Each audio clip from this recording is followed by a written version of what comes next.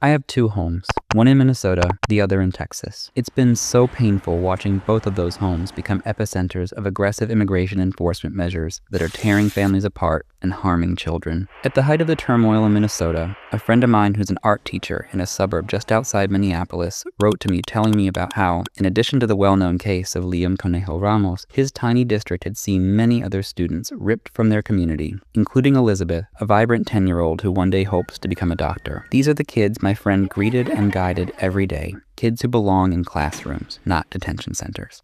As an immigration attorney and a father to a young boy, I knew I had to act. I asked my friend to connect me with the school district so that they knew they weren't alone and that legal support was still available. The next day, Elizabeth's father got my number from the school's social worker and called me. He told me how Elizabeth and her mom had been picked up by ICE on their way to school, taken without warning by armed, masked men, and quickly disappeared to a detention center in South Texas. My coworker Kristen and I sprang into action. We worked with two incredible volunteer attorneys, Dickie Grigg and Imelda Noyola, to do everything we could to get Elizabeth and her mom out of detention and back into their community as soon as possible. We couldn't hesitate. When children are taken from their families, time is everything. Thankfully, we were successful and Elizabeth is safely at home. And though rattled by her experience, she's back in school and working hard to get back to her normal suburban life. Elizabeth's experience highlights a painful truth.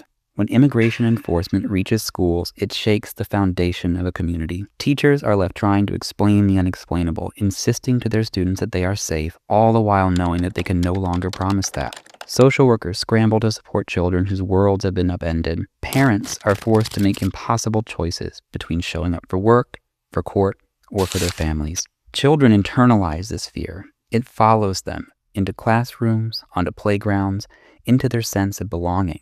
In Texas, we prioritize family because we know the cost of failing to keep families together.